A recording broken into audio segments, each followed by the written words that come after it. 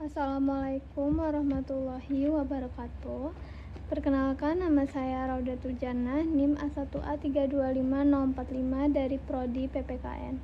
Pada kesempatan kali ini saya akan menjelaskan materi mengenai Global Governance dan tata kelola dunia internasional. Global Governance adalah konsep penting dalam hubungan internasional yang menjelaskan bagaimana dunia mengatur berbagai masalah global tanpa adanya pemerintah dunia. Konsep ini muncul karena masalah global yang semakin kompleks dan tidak bisa lagi diselesaikan oleh satu negara saja. Yang pertama, governance, government, dan global governance. Menurut James and Rosnow, government dan governance itu berbeda. Government itu yaitu lembaga resmi, punya kekuasaan dan bisa memaksa aturan. Yang kedua, governance, yaitu lebih luas, melibatkan banyak aktor seperti negara dan non-negara dan tidak selalu pakai kekuasaan formal. Nah, dari sinilah muncul global governance, yaitu cara dunia mengatur masalah global tanpa otoritas pusat tunggal.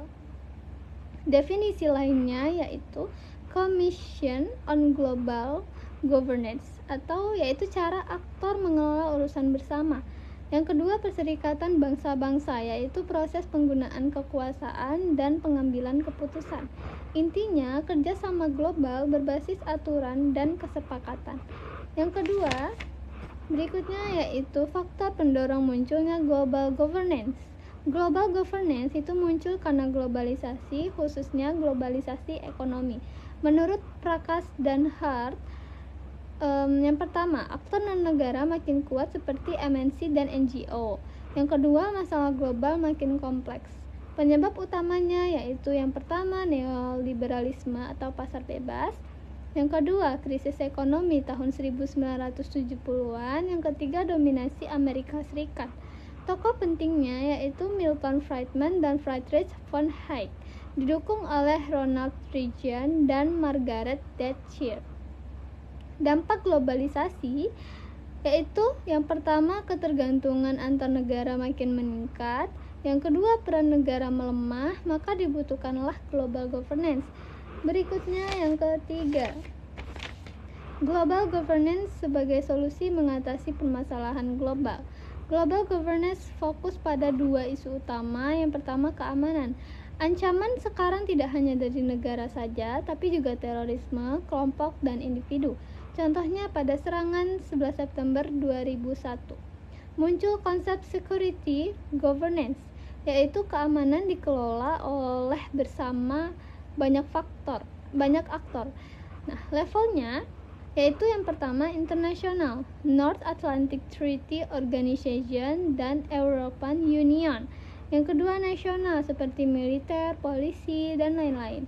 Menurut Ban Ki-moon, dunia butuh kerjasama antar negara, swasta, dan masyarakat. Yang kedua, ekonomi. Global governance juga mengatur ekonomi dunia melalui yang pertama, World Trade Organization, yang kedua, International Monetary Fund, yang ketiga, World Bank. Berasal dari Bretton Woods Conference. Yang keempat, peran WTO, World Trade Organization, yaitu yang pertama mengatur perdagangan global, yang kedua lanjutan dari General Agreement on Tariffs dan Trade. Fungsinya yaitu yang pertama mengurangi hambatan perdagangan, yang kedua menyelesaikan sengketa, dan yang ketiga menjaga aturan global. Namun di sini ada kritik, yaitu yang pertama lebih menguntungkan negara maju, yang kedua kurang mengatasi ketimpangan, dan yang ketiga terlalu fokus teknis. Nah, yang kelima, IMF dan Bank Dunia. International Monetary Fund dan World Bank berperan dalam pembangunan global.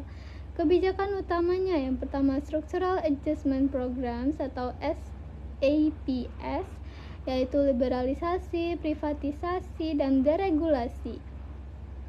Tujuannya yaitu mengatasi krisis ekonomi. Namun di sini ada kritik, yaitu yang pertama meningkatkan kemiskinan dan yang kedua merusak industri lokal. Tokoh kritiknya yaitu Susan George.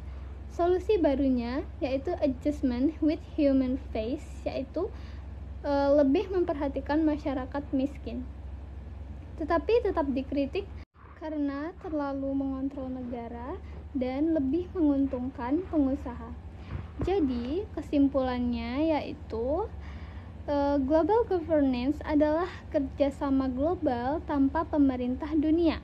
Yang kedua, muncul karena globalisasi dan keterbatasan negara dan berperan penting dalam keamanan dan ekonomi, tetapi masih punya kelemahan, yaitu kelemahannya yang pertama ketimpangan kekuatan, dominasi negara maju, efektivitas yang diperdebatkan. Jadi global governance ini bukan solusi yang sempurna, tetapi tetap menjadi mekanisme penting dalam mengelola dunia global saat ini. Baiklah, itu saja penjelasan mengenai global governance dalam tata kelola dunia internasional dari saya. Mohon maaf jika ada kesalahan dan kekurangan. Saya akhiri. Wassalamualaikum warahmatullahi wabarakatuh.